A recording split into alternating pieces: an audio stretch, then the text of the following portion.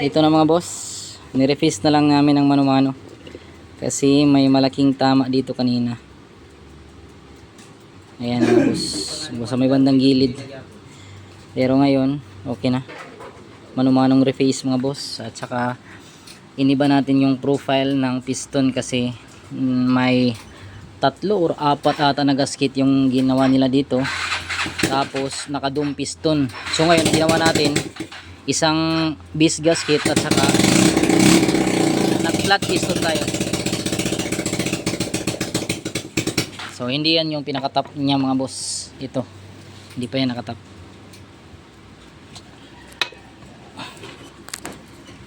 So ayan mga boss, ayan. Tapos yung nilagay pala na cams is stage 1 lang, medyo mababa pa ito sa ganitong klaseng seat.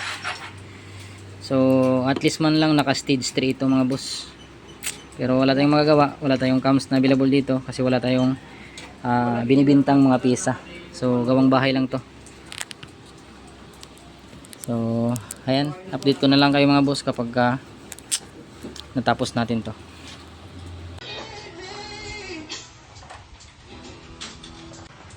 Jet? Jadi ba mo ni tao diyan mo? Sigahan nga di paliw, Jet. Salamat. Thanks.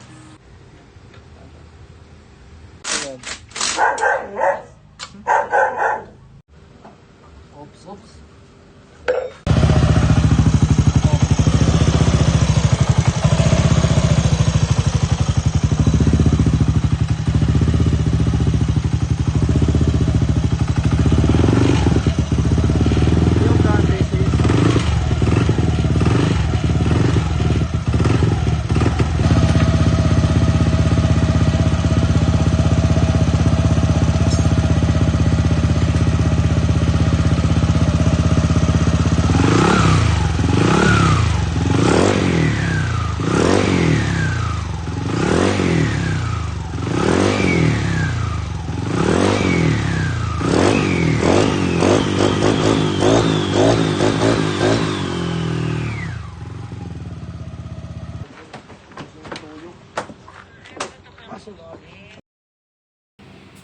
Ito na mga boss, yung talentadong Inmax.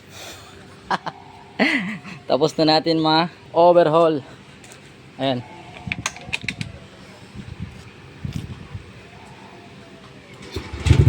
Yun. Easy start.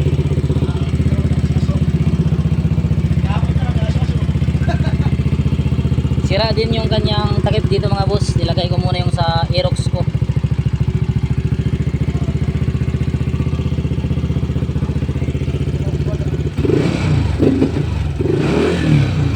TCS pala. Yada. Umiilaw yung TCS mga boss. Off muna natin.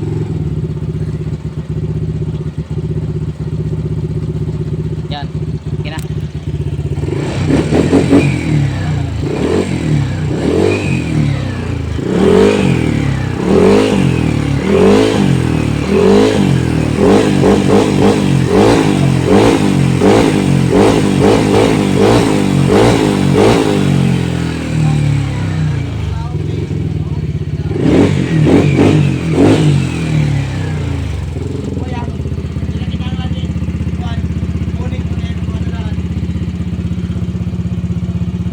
All goods na. Yan si Busing.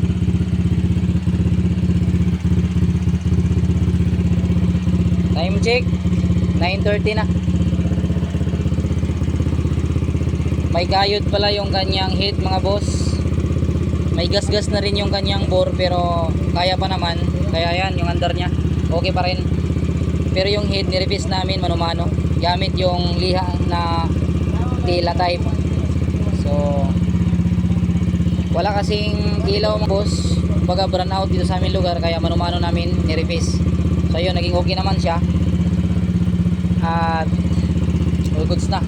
Yung takip na lang na radiator kailangan niya ni replace kasi yung gamit namin ngayon is para sa Aerox ko yan. Dito yung kanyang yung uma sira na.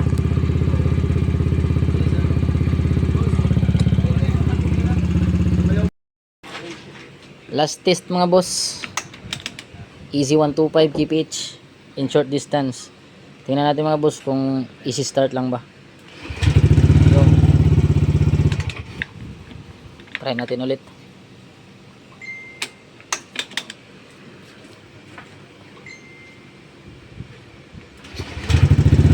Yo. Last try.